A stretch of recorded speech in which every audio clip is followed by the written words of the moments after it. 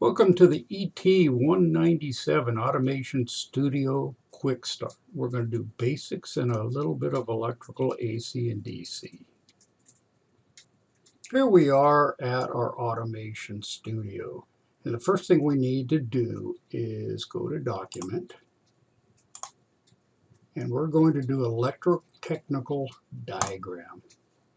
And we're going to go to the NEMA, the National Electrical Manufacturer Association, the U.S. standard. And we have our diagram here. So let's go ahead and we could open up our electrotechnical NEMA, but since some of the stuff is already here, let's go ahead and just grab a push button switch. Okay. And we will fill out the information later. And let's go to View. And we can zoom window. And we have all our standard commands up here. We could pan. And all that other good stuff. So good. So if you want to move it, just click on it and move it. And pan will move the diagram. And if you click on it, it'll move. So pan will move the paper. Clicking will move the diagram. So if you want to wire something, which we're going to do, you can see the little target here. Just go ahead and click and drag, and it'll work in 90 degrees, and just click when we get to the other component. Okay, and let's go to Edit. And we could click on this, and then we could utilize these in order to rotate it. Okay, or we could click on it, right click on it, and go to transformation, and the things are right here. Why they call it transformation, I don't know, but that's what it is. Let's build an inductor capacitor circuit, a basic RLC, which is resistor inductor capacitor circuit. So first thing we're going to need is an AC source. So let's grab him.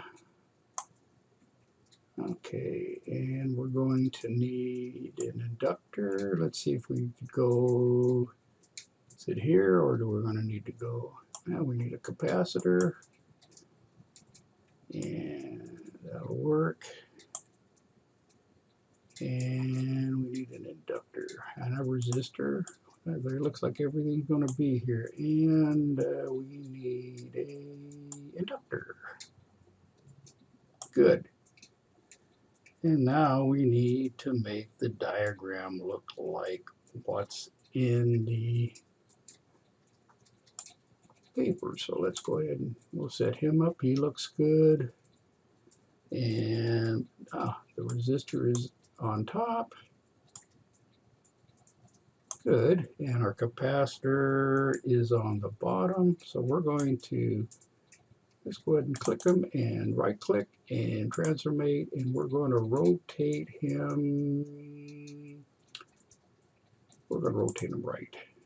Yep, that's the right orientation. This is a polarized capacitor, and this semicircle here, it goes to the power. And let's go ahead and we'll swap. And we'll move our capacitor down here. And let's rotate this guy. He's also going to rotate by, but let's use transformation and rotate right. Good. So let's just hook them up. And then we'll need to click.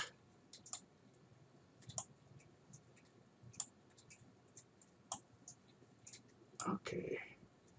And then let's change the, well, I'll be doggone. They came out exactly what we need for the sizing of that. Lucky us.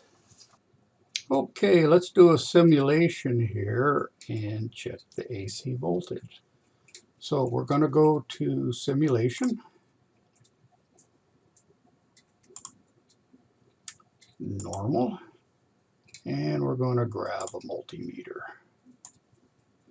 And this multimeter needs to be set on volts AC. And we could go ahead and grab a probe, and when it's still a vibrator like that, means it's good. And we can move this down, and he vibrates, that's good. And we have 119.98, it's supposed to be 120, that's pretty close. Okay, let's do a simulation and measure for AC current. So first thing we need to do is make this A, and the squiggly lines, that's current.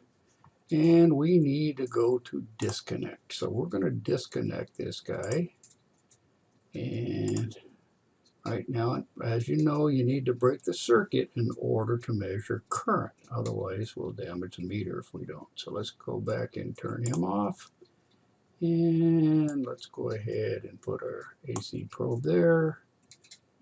And our AC probe here.